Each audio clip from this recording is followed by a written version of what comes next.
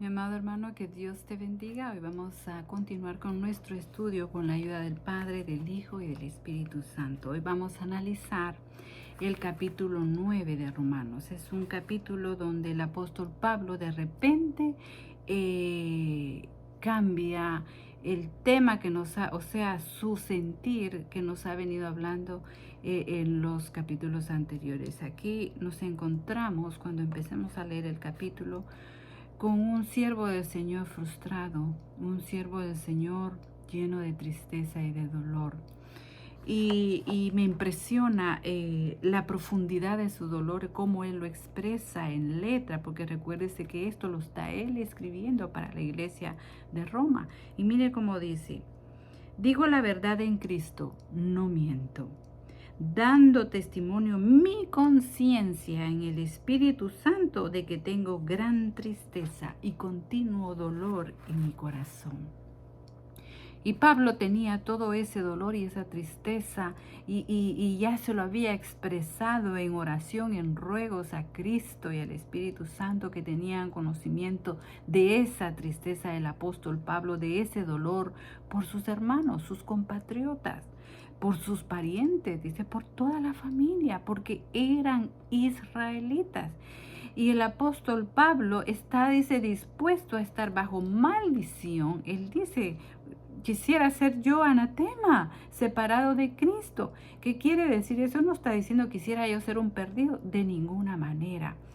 Él está diciendo, si yo pudiera hacer algo como lo que hizo nuestro Señor Jesucristo, de hacerme maldición para que mi pueblo, mi nación sea salva, yo estoy dispuesto a hacerla como nuestro Señor Jesucristo. Si usted le quiero llevar a recordar, Cristo se hizo maldición, Cristo se hizo pecado, no siéndolo, para que nosotros fuésemos salvos. Y ese es el sentir del apóstol Pablo. O sea, lo que yo puedo ver en esa profunda tristeza, en ese profundo dolor de ese ministro, es el amor perfecto de Dios manifestado en aquel siervo, el apóstol Pablo. Lo que Pablo estaba sintiendo entrañablemente es el amor de Dios, el amor maravilloso de Dios, que nos ha salvado, que nos ha liberado de la muerte, del pecado,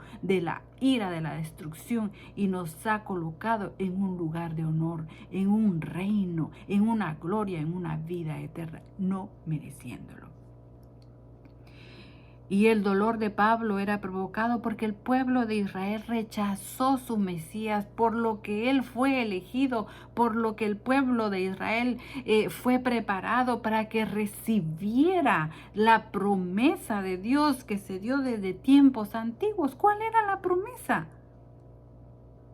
Era Cristo Jesús, porque sin Cristo Jesús nada de lo que fue dicho se puede cumplir, porque todas las cosas, toda la palabra de Dios se cumple en Cristo Jesús. Israel rechazó a aquel que iba a ser las respuestas de todas sus promesas recibidas por el Dios Todopoderoso.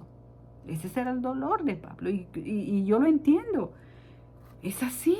A nosotros nos duele que nuestro hijo o nuestra hija, nuestros padres o nuestro esposo no quiera creer en Cristo cuando es algo tan maravilloso, cuando es algo tan glorioso.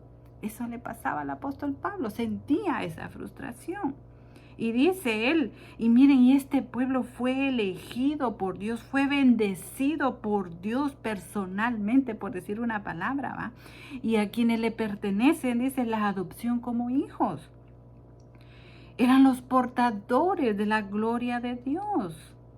Dios hizo pactos con ellos, no con otras naciones, con Israel. Les entregó su ley, les enseñó cómo adorarlo, les dio maravillosas promesas.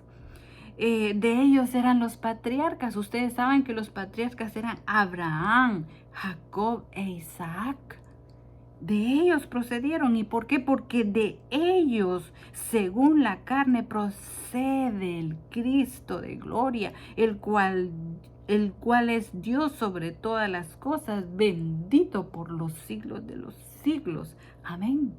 Perdóname que no pueda profundizar en cada uno de esos por cuestión de tiempo, pero tú sí lo puedes hacer. Escudriña cada uno de esos y te vas a dar cuenta cuánto Dios trató con ese pueblo, con el pueblo de Israel. Era razonable que Pablo se sintiera de esa manera, porque eran los herederos de esta gloria. ¿Y qué dice Pablo en el verso 6?